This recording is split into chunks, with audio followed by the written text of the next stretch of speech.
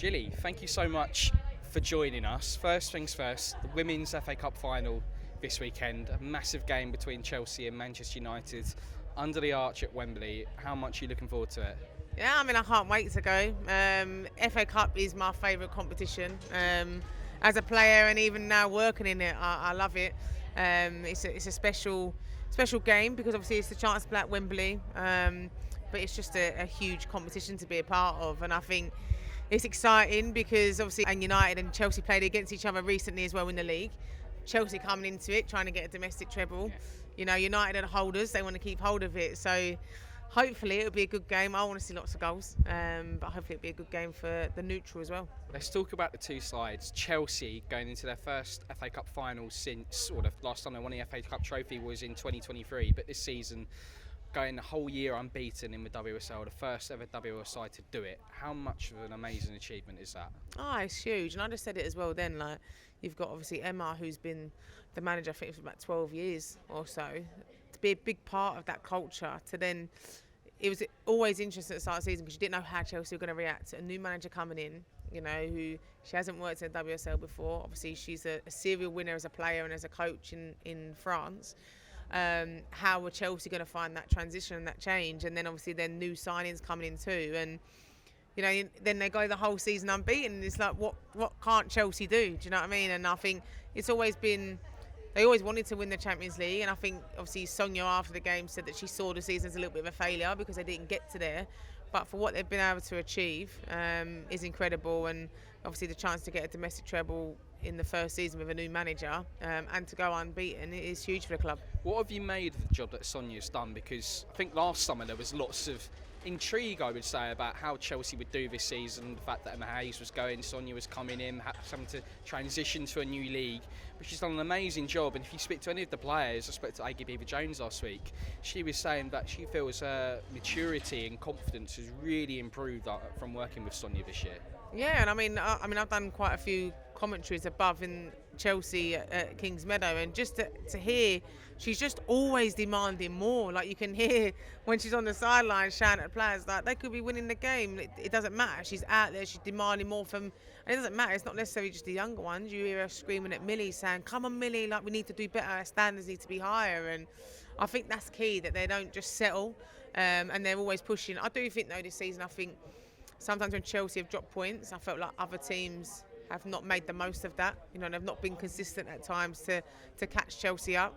But I think what you've noticed well, the first half of the season, the way Chelsea was set up, teams were a little bit like, we don't know how they're going to play, the different formation, different players coming in. And I think you notice the second half of the season, those results are a lot closer because teams were working Chelsea out and were frustrating them. But again, Chelsea, they always manage to find a way. Even if it's 1-0 wins, they're still picking up them points. And let's ask you about Manchester United as well, because lost some key players last summer, the likes of Mary Earps and Katie Zellen. But have they surprised you this season with how well they've done in the league and getting to another FA Cup final? Yeah, and I also feel like Man United are probably the team that are not spoken about. Realistically, I think a lot of people talk about the big three, and I think they talk about Arsenal, Chelsea and Man City. And I don't think United get the credit that they deserve, but I also think that suits United to go a little bit under the radar. No one talk about them, and then they're just picking up the points. I think they'll be a little disappointed with their results against, obviously, the top three as such. But it's been a great season for them. They've secured Champions League status again, and I think obviously they learned as well from the previous Champions League stint. It's difficult, and you know you want to get into the competition. I think having that Champions League status will be easier to attract players as well. But I think you're looking at the clean sheet records, you know, and they've conceded the least amount of goals and stuff like that. They've tightened up at the back and they've become a force. Now let's move on to the WSL season. We're going to do Gilly Flaherty's awards for 2025. So start us off. Who's been your player of the season this year and why? For me, I'll give it to Caldente at Arsenal. I think she's been huge for them. I think when I think about Arsenal, I think about match winners that they've had over the years. For me, the person that sticks out is Kelly Smith. You know, would be able to get the ball and create something out of nothing. And I think for them, they have someone in Caldente who is able to pick the ball up and literally just ping it top corner. But not only that, I think what she's brought from her time at Barcelona is the way when she loses possession, her reaction to win the ball back for her team.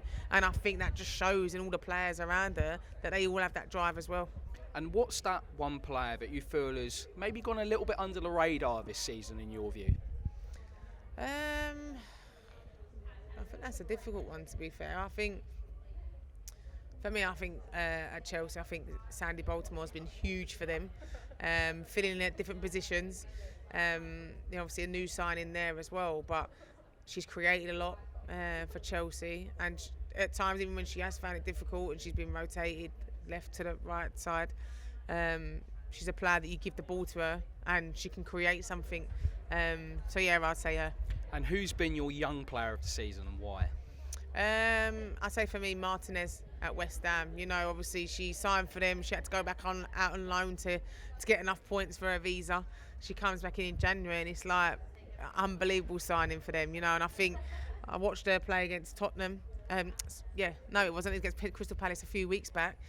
Scores 4 goals, like unbelievable. And it was just that, that just confidence, but also she's humble. After the game, she was just so willing to compliment her teammates and say, well, my teammates have to give me the ball, and where some strikers might be a bit like, it's all about me as such. And I think she's been huge for West Ham, and she's been huge in the way that they've turned their season around as well. And what team has been your surprise package this year? Who's caught you by surprise? I'd say Everton towards the second half. I think again they had a decent January transfer window, and I also thought before that, I thought that they was potentially going to go down. I thought Crystal Palace had picked up a few points and they was in there, but then they was able to then turn it around and obviously get a lot higher up the table. So for me, I'd say Everton. You just mentioned Everton there. Big news yesterday, them playing at Goodison Park from next season, going to be their home. How massive is that for the league? Yeah, that's huge for them. Obviously, I played at Walton Park where they were the last few seasons. It's difficult because it's quite open. Obviously, I think it's a council-owned place, but it's only got a stand really on one side and the rest of it's quite open. So it's quite difficult to play there. But again, it's huge. We've seen it. We've seen clubs who are playing regularly at the main stadium, what that's able to do for your team. And I think it's great as well for Everton, the fact that they're still able to keep one of their teams playing at Goodison. Who's your manager of the season? I went with Renee Sleggers on this, and I know a lot of people I think would have gone for Bon Pastor, but I think for me, Arsenal were in a difficult position when Ardeville left, and I think, and it's funny because when I was in the youth age groups, I remember Renee being in the academy. And obviously she went off and played, and then obviously had to retire early. But I think the way that she's been able to change that team around, with not necessarily in regards to a huge amount of signings coming in, but the way she's been able to get those same players playing for each other, and gone from players who look like they've got no confidence and not able to put the ball in the back of the net to then Alessia Russo, for me, being a completely different player. That's been huge for them. And to deal with being the interim, and there's a lot of talk off the pitch of is she going to get their job full time, for then her to get that, and then to get Arsenal women to a Champions League final, for me that's huge. And what is the one thing you're excited about, or one player you're excited about for the WSL 2025-26 season? I'm excited to see how Liv Smith can kick on at Liverpool. I think it's always hard for new signings to come into the WSL and to get used to it, and I think she's been a target at times for opposition to be aggressive with her and to sort of foul her as such and to stop her and disrupt her from playing. But I think she's been huge for Liverpool, and I think she's had a taste of it now. So I feel for her. She's very, very young. She's come with a big price tag as well. But I think it's exciting to see what she can do next year for them. And lastly, looking ahead to this summer, just a couple of months away now for the Euros, looking at the Lionesses, how would you assess their chances this summer?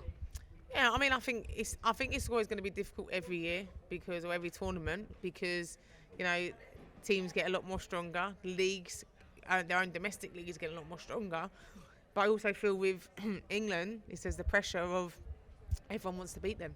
And I feel like that you've seen it in the Nations League, you've seen it in friendlies as well, that everyone raises their game to come up against England. So I think it'd be difficult, but I think we've got the talent there to go all the way. Well, Gilly, thank you so much for your time. It's been a pleasure speaking to you. Enjoy the game this weekend. Thank you very much.